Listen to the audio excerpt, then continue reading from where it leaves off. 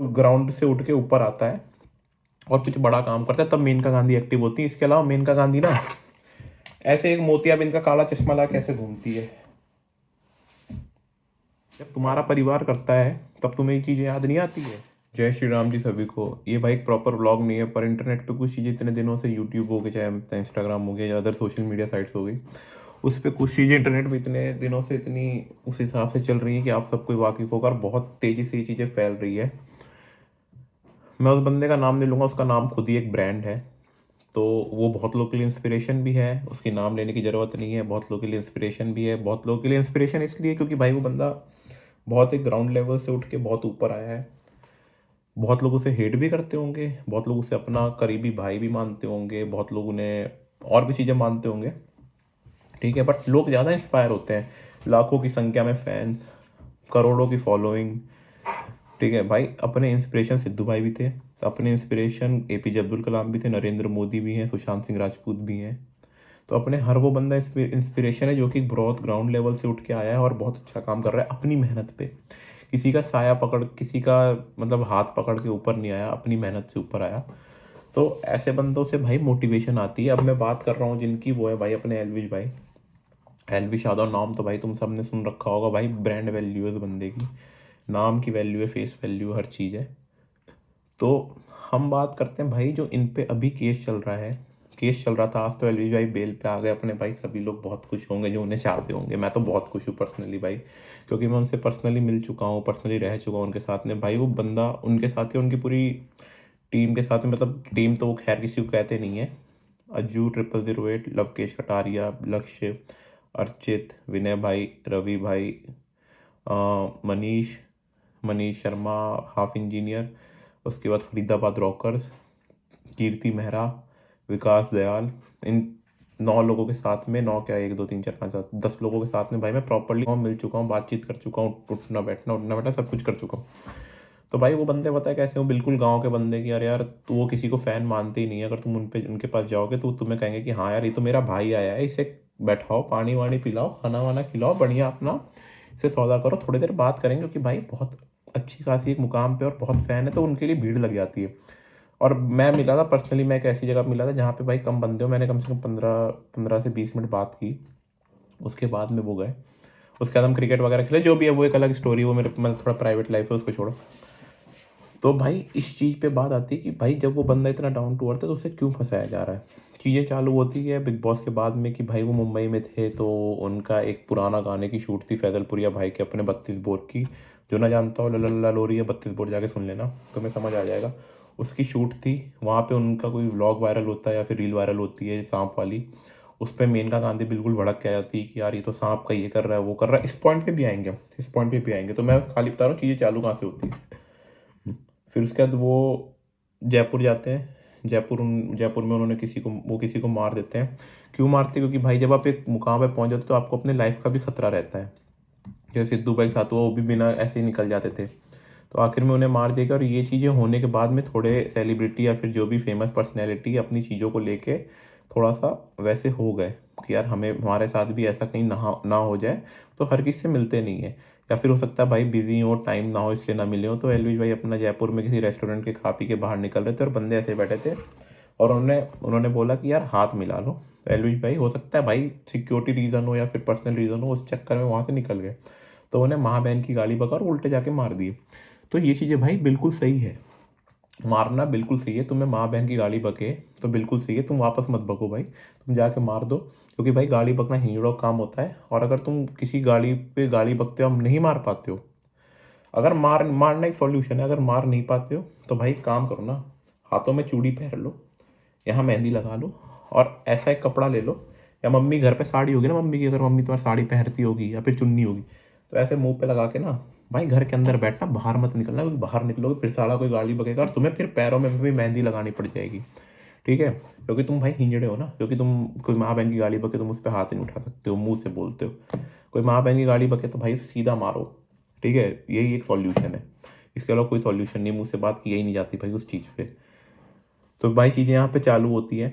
उसके बाद में फिर ये मैक्सटन मार देते हैं। मैक्सटन उन्हें भी उंगली कर रहा होता है बहुत दिन से, ये चीज़ खत्म होने के बाद नहीं, उसके बाद आता है भाई मुनावर वाला काम, कि वो क्रिकेट वगैरह खेलने गए मुंबई में, जो भी इनका मैच वगैरह होता है उस पर उन्होंने मुनावर से गले मिल लिए। तो मुझे एक चीज़ बताओ, आज मैं भी भाई क्रिकेट प्लेयर हूँ, मैं भी क्रिकेट खेलता हूँ या मैंने क्रिकेट खेल रखा है, तो भाई ऐसा है क्या कि अगर मेरे किसी से भिड़ंत हो रखी होगी या मैं किसी को गूथ रखा होऊंगा या फिर मैंने किसी को बहुत बुरा रोस्ट कर रखा होगा, तो मैं उससे ऐसे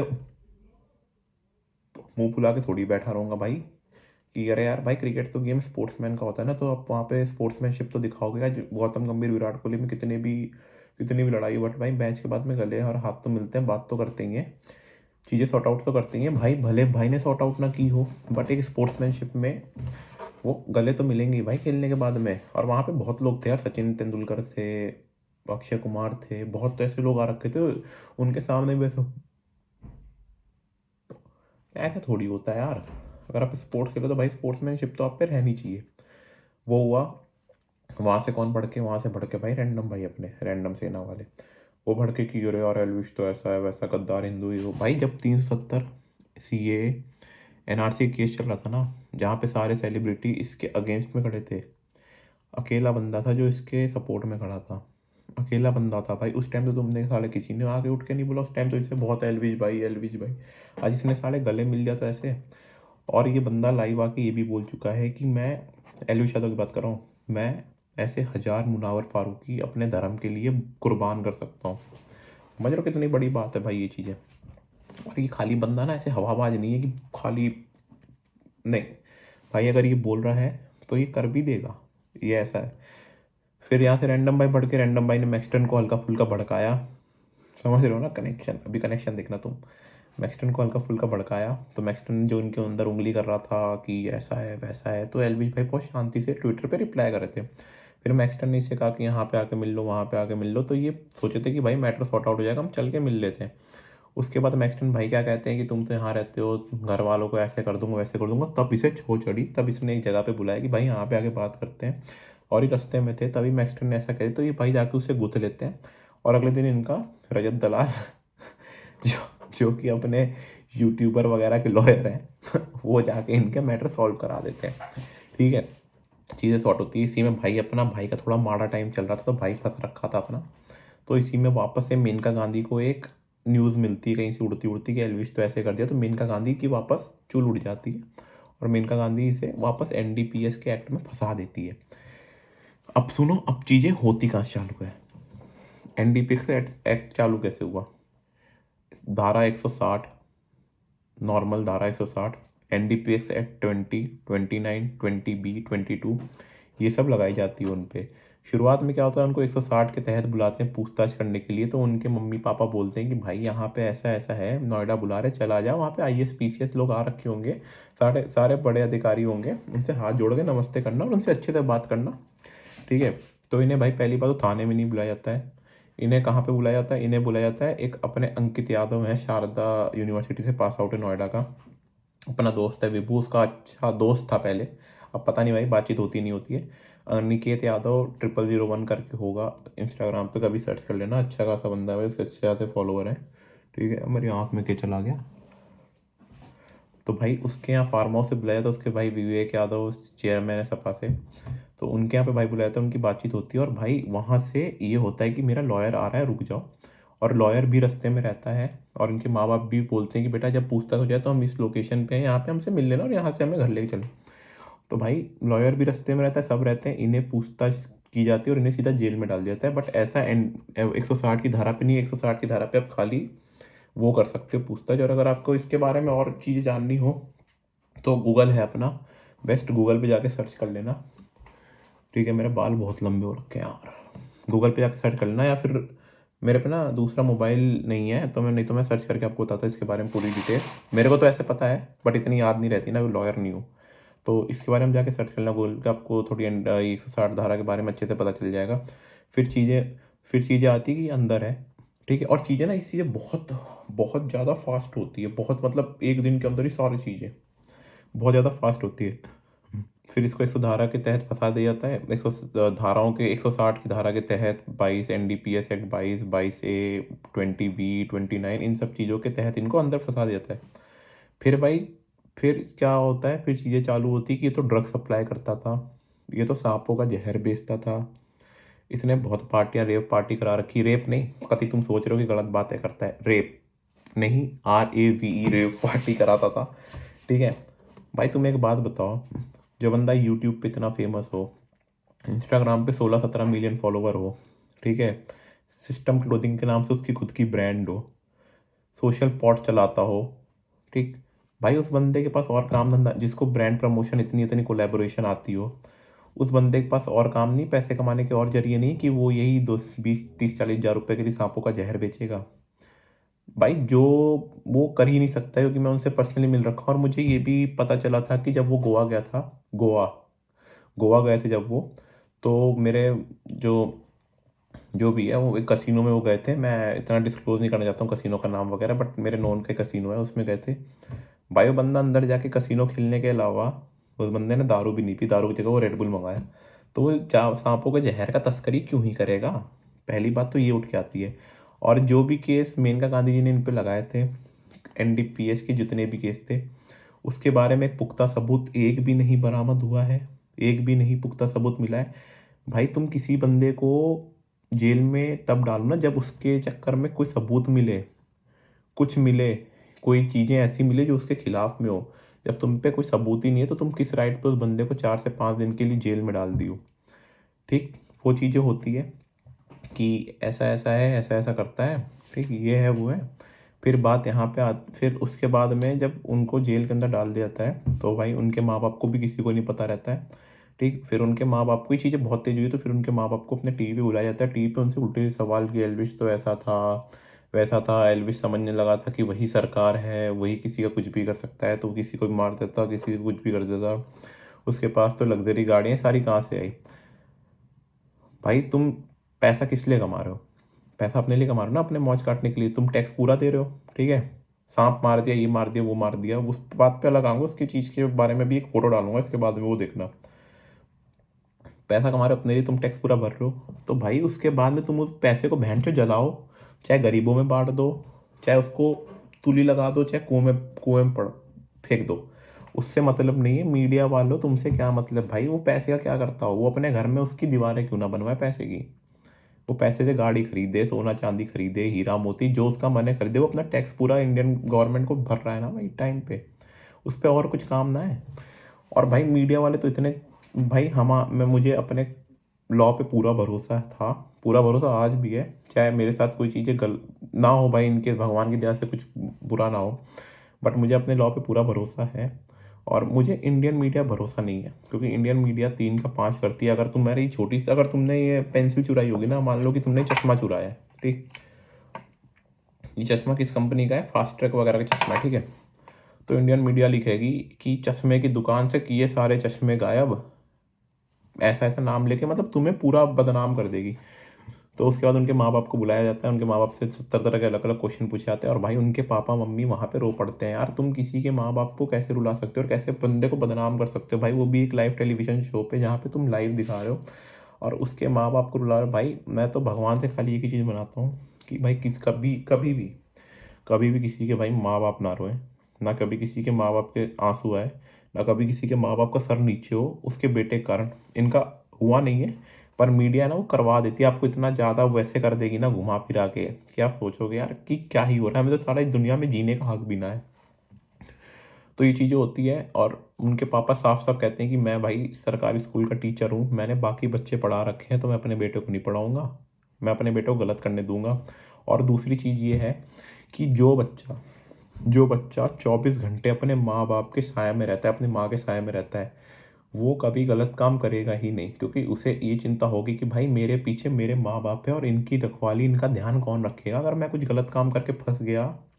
और एक बेटा, एक बड़ी बहन जो कि मेरे हिसाब से थाईलैंड या कहीं पे रहती हैं, वो एक बेटा, वो भी अच्छा खासे मुकाम पे बिल्कुल लो से उठ के आए, तो उसे तो बिल्कुल चिंता होगी कि भाई जो बंदा अपने माँ बाप के साय में रहता है उसे तो बिल्कुल चिंता होगी कि भाई अगर मैं कुछ गलत करके फंस गया तो पीछे मेरे माँ बाप को कौन संभालेगा, मेरे माँ बाप का ध्यान कौन रखेगा, तो वो बंदा गलत कर ही नहीं सकता है।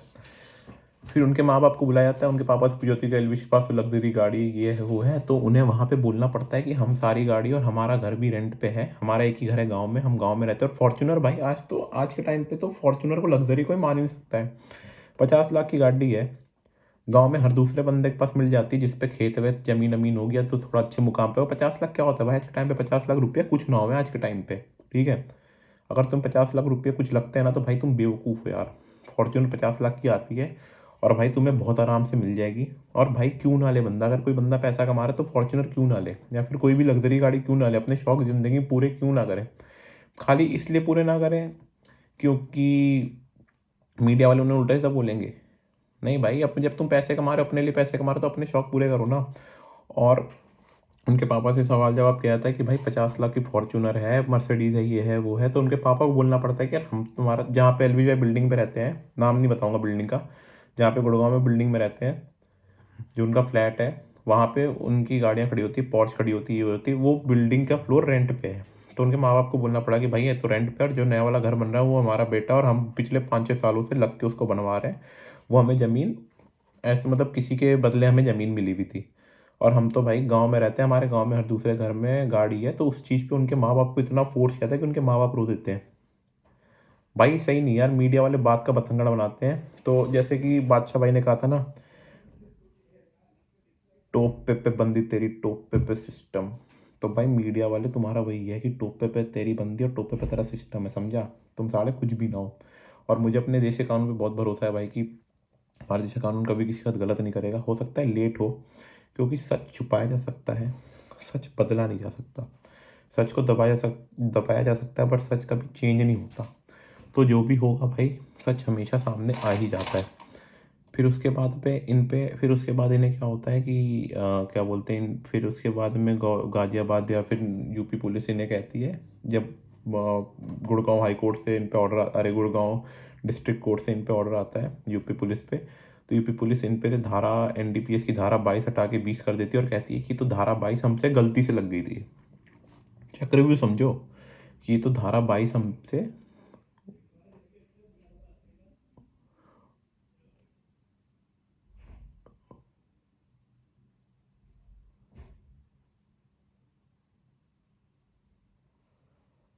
अरे कौन है? फिर उसके बाद में हम पे हम फिर उसके बाद यूपी गवर्नमेंट ये कहती है कि तो धारा 22 हमसे उस पर गलती से लग गई थी, हम ये लगाना नहीं चाहते। भाई तुम किसी बंदे को डिफेम कर रहे हो यार, किसी तुम बंदे को डिफेम कर रहे हो, डिफेम क्यों कर रहे हो? और जो डिफेम इसलिए कर रहे हो क्योंकि ये तुम्हारे बराबर पहुंच गया है, मेनका गांधी जी या फिर दूसरे जो भी इसके खिलाफ थे, कि एक बंदा यहाँ से उठ के यहाँ पहुंच गया और तुम उसे अपने बराबर नहीं देखना चाहते हो। क्योंकि जो ऊपर बैठे होते हैं ना भाई बंदे, मतलब ऊपर मतलब जो रिच क्लास वाले बंदे होते हैं जिनका ऑलरेडी पहले से पैसा होता है, वो भाई ये नहीं सहन कर पाते हैं कि तुम कोई नीचे से उठ के उनके बराबरी कर लो या फिर उनके सेम मुकाम पे पहुंच जाओ। वो ये चीज़ बर्दाश्त नहीं कर पाएंगे, तो वो आपको कभी ना कभी टांग पड़े खींचने और गिराने की कोशिश करेंगे करेंगे। ये सबके साथ हो रखा है। सुशांत सिंह राजपूत, एलवी यादव को तो भाई तुमने देख ही लिया, पर भाई को अपने बेल मिल गई। और भाई एक शर्ट और उसके बाद बताता हूँ, बेल मिल गई वो अलग है। किंग, अमित भड़ाना, बादशाह, रफ्तार, नरेंद्र मोदी, इन सब के साथ में ये सारी सेम चीज़ें हो रखी है, ठीक। दूसरी चीज़ ये है कि बेल पे भी भाई क्या षड्यंत्र रचा गया, मैं तुम्हें बताता हूँ बेल का क्या षड्यंत्र था।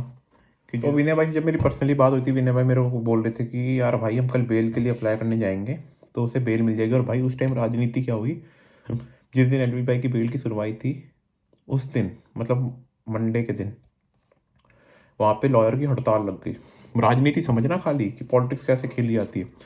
उस दिन उन पर बेल नहीं हो पाई, और पहली बात तो उन्हें संडे के दिन पूछताछ के लिए बुलाया गया था, जो कि अलाउड नहीं है। उसके बाद भी भाई ने सहमति दी, थोड़ा एंटिसिपेट किया पुलिस वालों के हिसाब से चले, और उनके हिसाब से उन्होंने जाके अपना गवाही दी थी, जिनमें उन्हें अंदर कर दिया गया बिना किसी रीज़न के, ठीक। बेल की बात हुई, बेल नहीं दी गई। अगले दिन भाई विनय भाई और एक बंदे को और उठा ले गया। भाई सब तो ठीक है, सब इतने फेमस, सबके बारे में जानता होगा। विनय भाई को मैं पर्सनली जानता हूँ भाई, वो बंदा इन सब चीज़ों का नशा तो कर ही नहीं सकता है। सिगरेट विगरेट भी नहीं करते होंगे मेरे हिसाब से, बट चलो सिगरेट विगरेट अपनी जगह चलती है भाई। पर इन सब मैं पर्सनली मिल रखा हूँ भाई, मैंने फोटो भी लगाई थी कल इंस्टाग्राम पे उनके साथ में, अगर तुमने ना देख रखी हो तो एक बार जाके प्लीज़ देख लेना। इंस्टाग्राम पे उनके साथ फ़ोटो है, ठीक। वो जाके देख लेना भाई, तुम्हें जो भी ये चीज़ें क्लियर आउट हो जाएंगी। तुम अगर मुझे इंस्टाग्राम पे फॉलो नहीं करते तो भाई डिस्क्रिप्शन में लिंक डाल रखा है, स्नैप का भी डाल रखा है, वहाँ पे भी जाके मुझे फॉलो कर लेना। और बाकी भाई स्टोरी वगैरह मैं लगाता रहता हूँ, तो अपनी जाके देख लेना। अगर तुम्हें विश्वास ना हो तो मैं विनय भाई से पर्सनली मिल रखा हूँ भाई, उन पे वो किसी चीज़ का नशा नहीं करते। तो भाई उन्हें भी अंदर कर दिया गया, क्यों? क्योंकि वो भी साथ में ड्रग और ये क्या बोलते हैं, सांप का जहर साथ में सप्लाई करते हैं। अगले दिन भाई दोनों को बेल हो गई ना, तुम्हें कुछ मिला नहीं। मैं एक चीज़ बताता हूँ भाई, तुम झूठ बोल के ना, झूठ बोल के तुम किसी का ना, ये सर है ना, ये सर का बाल से लेके मेरे पैर किस अंगूठे का, ये कहाँ गया पैर का अंगूठा, इसके बाल तक का भी एक पार्ट भी दो ना, एक कुछ भी पार्ट दो झूठ बोल के किसी का भी, तो मैं अपना नाम बदल दूंगा। तुम भाई, हमें कानून पे इतना ज़्यादा भरोसा है, और उसके माँ बाप प्रॉपर बोल के गए एलविश भाई के कि मेरा बेटा निर्दोष है, और देखना जिस दिन छूट के आएगा मैं सबसे पहले मीडिया वाला तुम्हारे पास ला खड़ा करूंगा। फिर ये तुमसे क्वेश्चन पूछेगा, अभी तुम मेरे से क्वेश्चन पूछ के मेरे को रुलाए हो ना, फिर ये तुमसे क्वेश्चन पूछेगा कि किस बेसिस पे और किस चीज़ पे आप मुझे डिफेम करके बदनाम कर रहे थे। और ये अगर बंदा चाहे ना तो बंदा डिफेमेशन केस मेनका गांधी पे भी लगा सकता है, बाकी लोगों पे भी लगा सकता है जो इसे डिफेम करने की कोशिश कर रहे हैं।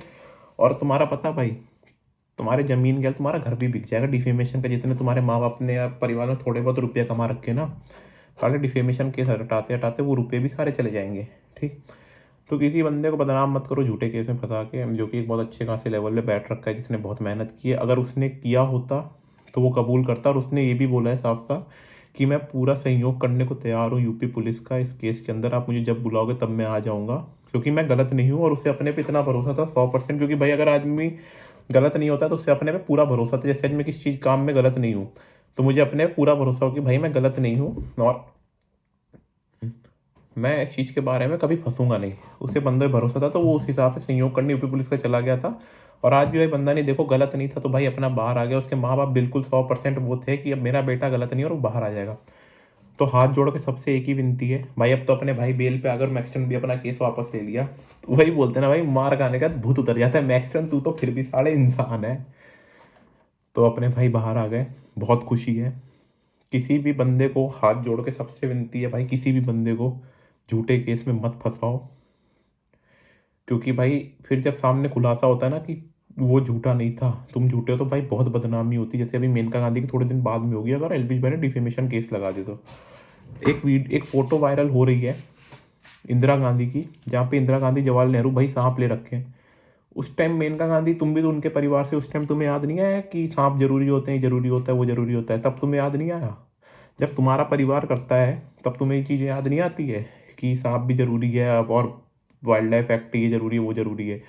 अभी एक बंदे ने कहीं पे गुजरात वगैरह मुंबई में किसी कुत्ते को मार दिया, उस टाइम मेनका गांधी एक्टिव नहीं हुई। मेनका गांधी तब एक्टिव होती है जब एलविश यादव या फिर कोई थोड़ा बंदा जो ग्राउंड से उठ के ऊपर आता है और कुछ बड़ा काम करता है, तब मेनका गांधी एक्टिव होती है। इसके अलावा मेनका गांधी ना ऐसे एक मोतियाबिंद का काला चश्मा ला कैसे घूमती है।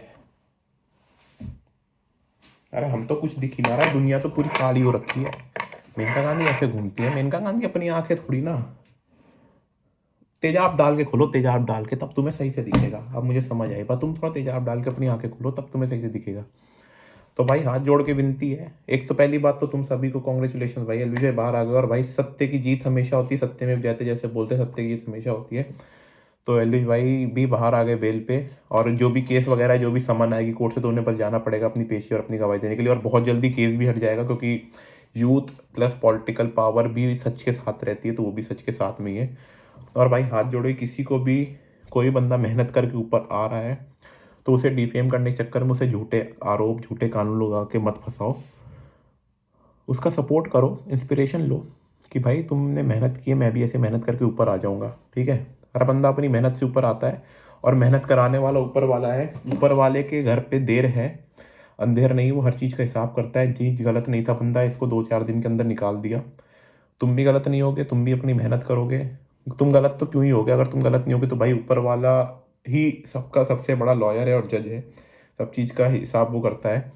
और तुम मेहनत करोगे भाई, तुम्हें भी बहुत आगे निकाल देगा। तो इसी के साथ में बंद करते हैं, और भाई सबको डिफेम करना बंद करो किसी को भी, और किसी के भी माँ बाप के आंख से आंसू मत निकलवाओ यार। क्योंकि एक बेटा, भाई वो बंदा जेल में नहीं सोया, उसके रोटी खाया है किसके साथ में, सीरे के साथ, सीरा और हलवे के साथ में, सीरा हम मारवाड़ी और हरियाणवी में सीरा कहते हैं। फिर एक साथ में रोटी खा के जेल में से आया, तो भाई 2-2 3 दिन तक वो बंदा कह रहा है कि मुझे नींद नहीं आ रही। माँ बाप कह रहे हैं कि मुझे नींद नहीं आ रही, और पापा को कह रहा है अपने कि पापा अब झूठे इन्होंने फंसा दिया, यहाँ तक तो ला दिया है, तो अब बेल का ही देखो, इससे ज़्यादा तो क्या कर सकते हैं। तो भाई हाथ जोड़ के विनती है, किसी को भी झूठे केस आरोप में मत फंसाओ, ठीक है। क्योंकि भाई कोई बंदा यहाँ से उठ के आता है ना, तो भाई वो उसके अंदर फिर एक वैसी डिमोटिवेट हो जाती है कि यार मैंने ज़िंदगी में क्या कर रखा है, मुझे जीने का हक नहीं है क्या, तो वो हो जाती है। बाकी भाई जय श्री राम सभी को, सच सच का साथ दो, मेहनत करो, आगे बढ़ते रहो भाई, मिलते हैं नए ब्लॉग में। ओके जी, ओके।